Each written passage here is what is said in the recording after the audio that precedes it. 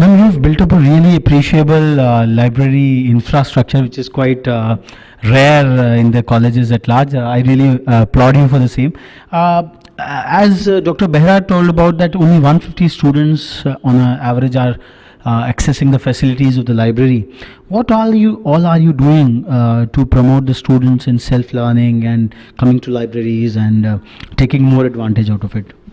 I would really like to add over here, yes, technology is taking the students away from the books. They are not fond of reading, which we really feel that in communication department also we'll be heading towards that also. The soft skills and the communication is also emphasizing you read first, because that is the best part, and here we are struggling also for that because the students are not fond of, and as Dr. Behra said, e-learning and e-journals and digital library, it's again taking the students away from the library because they can sit anywhere under the Wi-Fi atmosphere, the infra. They can just take out the laptop and see the e-journal. We also start reading the TOI in the link, whatever is forwarded.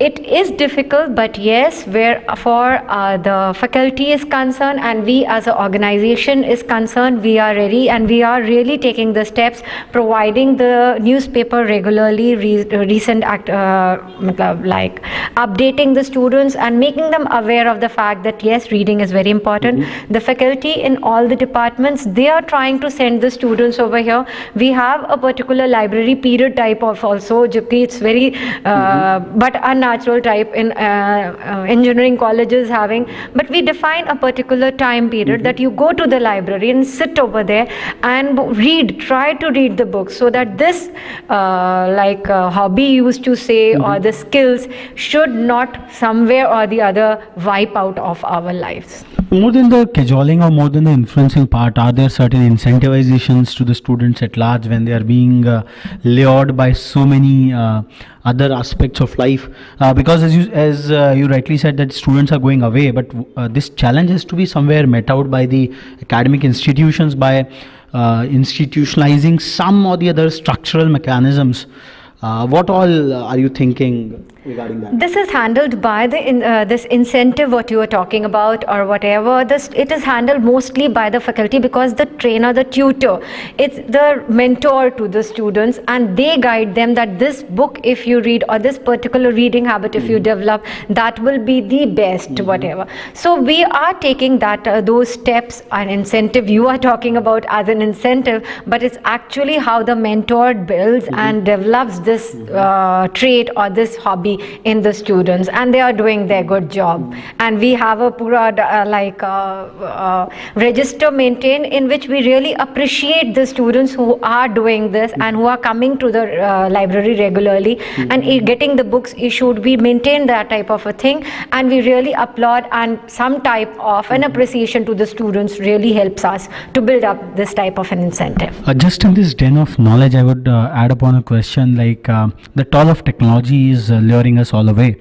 Having studied yourself in an era when technology was just in its incubation stages, what do you think, like in the formative years, what should be the mix between technology-enabled learning and the conventional way of learning?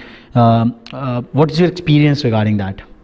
Everything has its pros and cons. Every coin has a two sides. So the technology, we have to go according to that also, because if we want to go and capture the global market, we cannot deny the fact that we'll keep the students away from those technology. Now you have to read the books, but yes, somewhere down the line a balance has to be made, and I think so the students as well as the organization and the nation at large, kahin na kahin they come to that line and they know where they have to give it a balance kind of. I think that's quite a balanced view, and United College in its own right would find out more innovative means and ways to promote the self-reading and self-learning, which is so very vital for succeeding in engineering education. I remember my days at IIT Kharagpur, that our central library, which was recognized as world's largest, Asia's largest technical library per se.